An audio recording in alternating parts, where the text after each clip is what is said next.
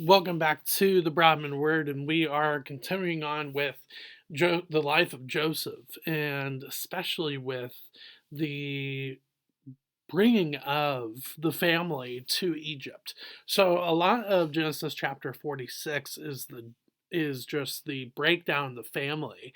And so we're going to look at that today, and then the reunion of Joseph and Jacob on Thursday next week. Sorry, because today is Thursday, of course. So next week we'll look at that reunion. But I do want to see and break down the family as they are going towards Egypt. But it's also interesting because God speaks.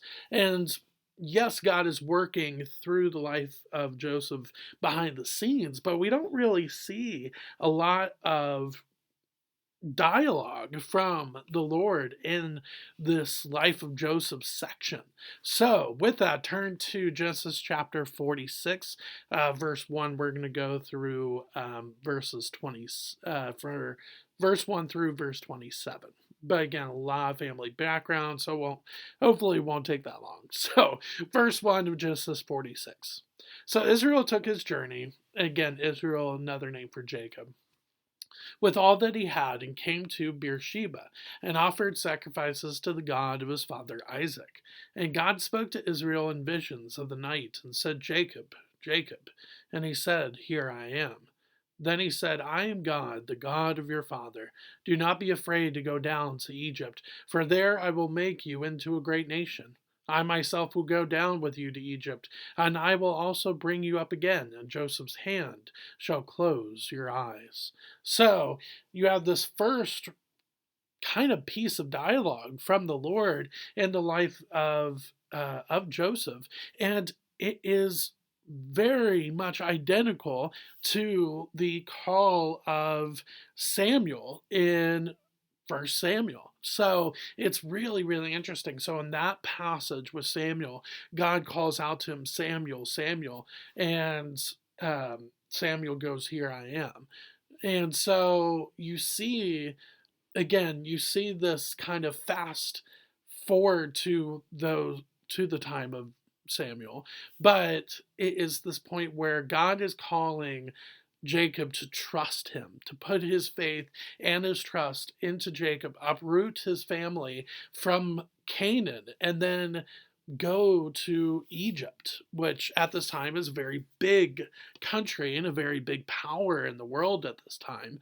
But it's a foreign country, so who knows what's going to happen? And yet the Lord says, Look, I want you to trust me. I want you to not be afraid and to go down to Egypt. And then the Lord begins to characterize himself as the God of the patriarchs of Israel. Obviously, Jacob is one of them, but Isaac is one of them as well. So when he says in verse 3, I am God, the God of your father, which would be Isaac. But again, father could also mean relative, which would be Abraham as well, being the grandfather of Jacob. So he's already starting to use this as kind of a characteristic or a name for God, the God of the patriarchs of Israel. And so he says, Look, just as they trusted me, I want you to trust me as well. And not only that, but I will make you into a great nation is a callback to the life of Abraham in Genesis 15 with the covenant between God and Abraham.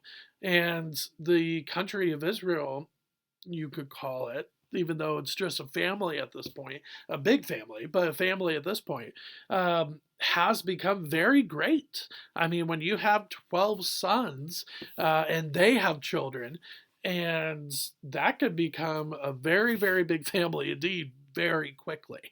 And so I think that's incredibly interesting to see.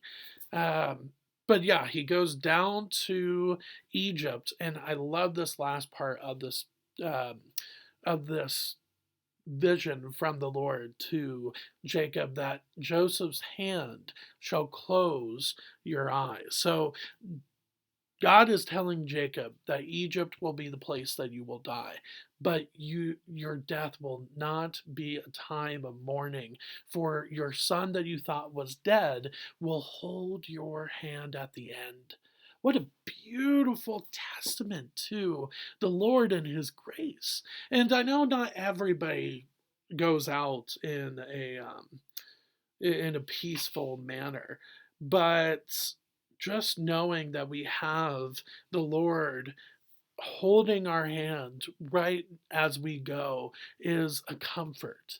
Again, it doesn't necessarily mean that there's no pain involved at the end when there is death, but knowing that you and I, as followers of Jesus, are being embraced by the Lord as we leave this earth and this life and go into the next. That is a beautiful picture to see. So I love this vision and this dialogue um, between the Lord and Jacob. I love that. And really, it's more like a monologue, isn't it? Even though Jacob does say, "Here I am." So with that, he sets off. Verse 5. Then Jacob set out from Beersheba. The sons of Israel carried Jacob, their father, their little ones and their wives in the wagons that Pharaoh had sent to carry him. They also took their livestock and their goods, which they had gained in the land of Canaan, and came into Egypt. Jacob and all his offspring with him, his sons and his sons' sons with him, his daughters and his sons' daughters, all his offspring he brought with him into Egypt. And we're about to go into that family back breakdown. So, with that being said, though, it's just like Abraham did not hesitate when the Lord asked him to do something. Jacob does not hesitate either.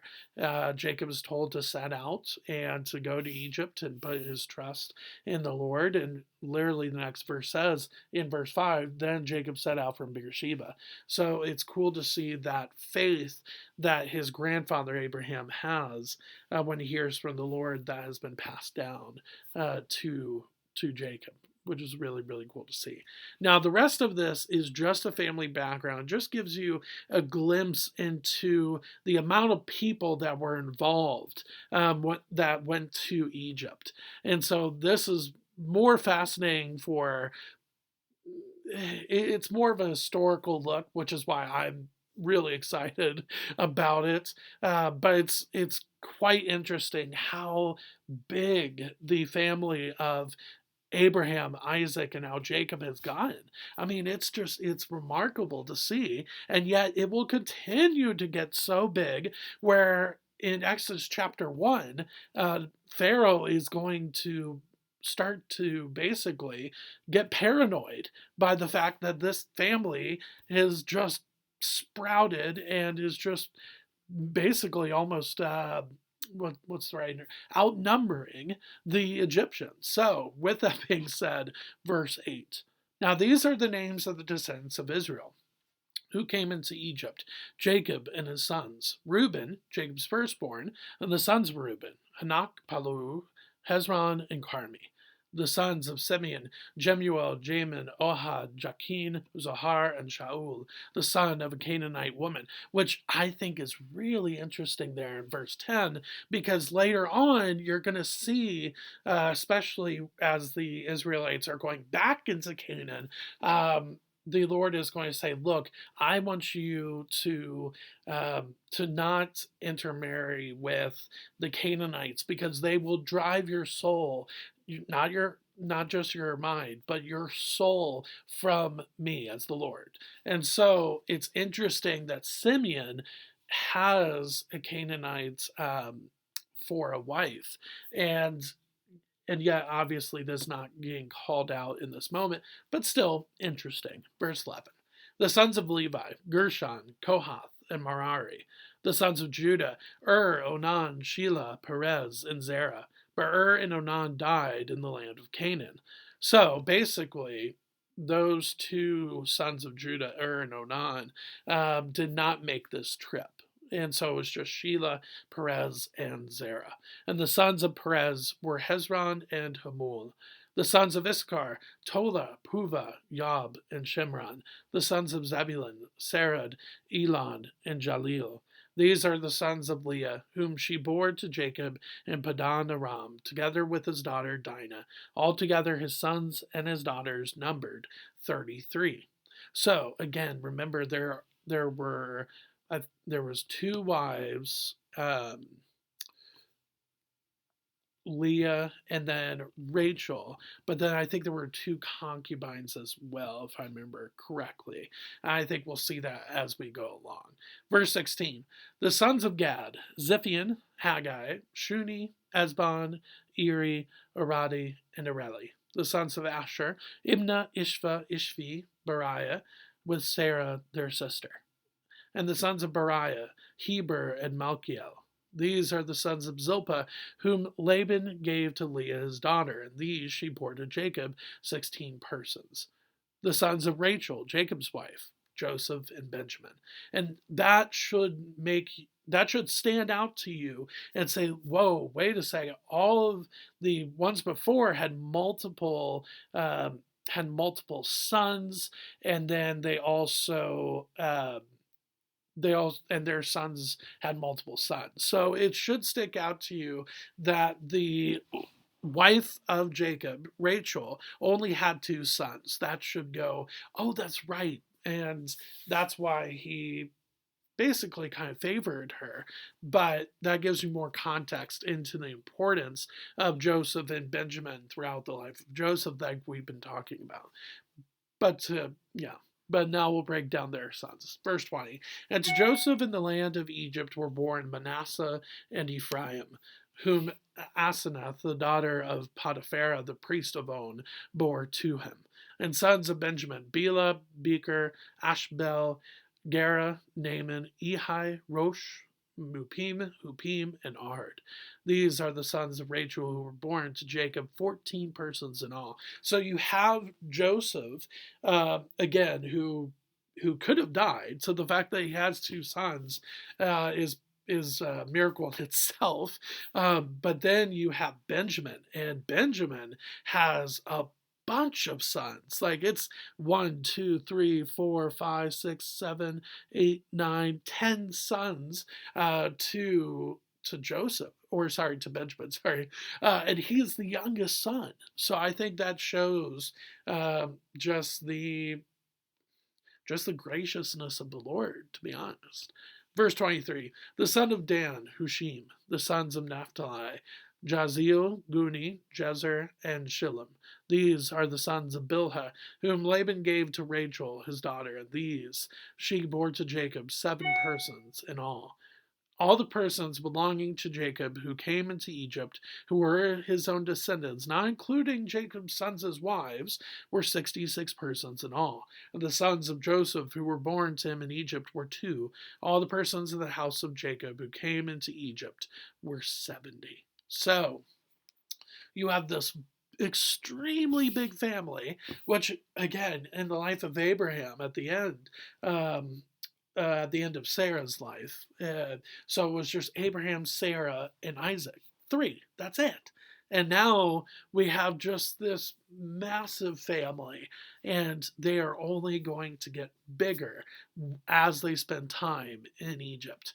But for me, I think just a lot of people say, what are the points? What's the point of genealogies? What is the point of genealogies?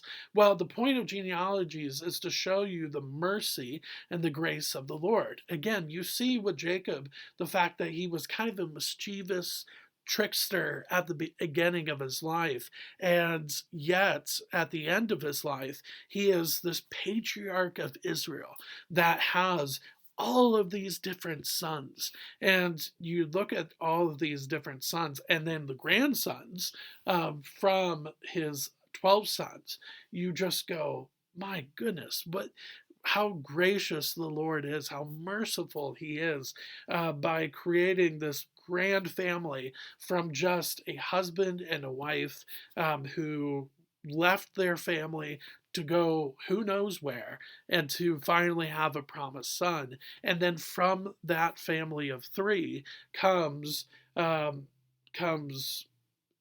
you have Isaac and Rebekah and Jacob and Esau, and then from them comes this huge, massive family. And Cain's family, or not Cain's family, sorry, Esau's family was big too, but Jacob's family is massive.